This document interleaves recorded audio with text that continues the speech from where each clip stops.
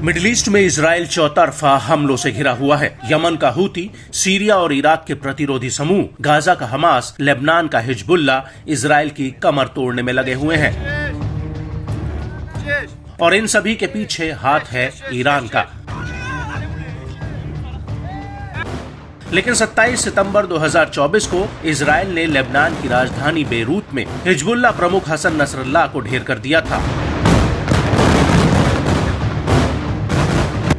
और उसके बाद इजरायली पीएम नेतन्याहू ने कह दिया कि अब वो हिजबुल्ला का सफाया करेंगे और यहीं से इजरायली सेना सीमित ऑपरेशन के तहत लेबनान में घुस गई। लेकिन शुरुआत में इजराइल को ये काम जितना आसान नजर आ रहा था, हकीकत में ये उतना ही मुश्किल है, क्योंकि लेबनान में घुसने के बाद अब इजरायली सेना के एक साथ 8 सैनिक मारे गए हैं और कई जवान घायल भी हुए हैं। इजरायली न्यूज चैनल 12 के मुताबिक ये सैनिक 2 अलग अलग जगहों पर हताहत हुए हैं।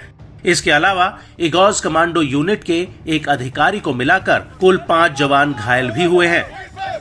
इजरायली आर्मी रेडियो के मुताबिक दक्षिणी लेबनान की एक बिल्डिंग में कमांडो फोर्स का सामना हिजबुल्ला के लड़ाकों से हुआ और यहीं पर ये सैनिक मारे गए हैं। इस हमले को लेकर एक वीडियो भी सामने आया है, जिसमें एक खुले घास के मैदान में आईडीएफ के 2 हेलीकॉप्टर उतर रहे हैं। दूसरी तरफ आईडीएफ के कुछ जवान स्ट्रेचर पर सैनिकों को लादकर हेलीकॉप्टर में ले जा रहे हैं।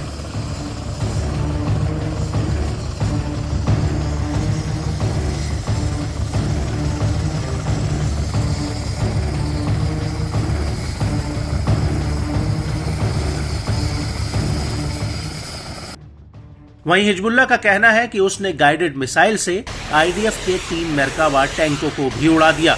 ये टैंक दक्षिणी लेबनान के मारून अल रस की तरफ बढ़ रहे थे। हिजबुल्ला ने यह भी दावा किया है कि उसके हमलों में आईडीएफ के अभी तक 80 से ज्यादा जवान घायल हुए हैं। हालांकि आईडीएफ की तरफ से इस आंकड़े की पुष्टि नहीं हुई है। वहीं हिजबुल्ला का यह भी कहना है कि यारून कस्बे को इजरायली सेना जंगल के रास्ते से घेरने की कोशिश कर रही थी, लेकिन तभी हिजबुल्ला के लड़ाकों ने उन्हें बारूद से उड़ा दिया, जिसमें कई जवान घायल हुए।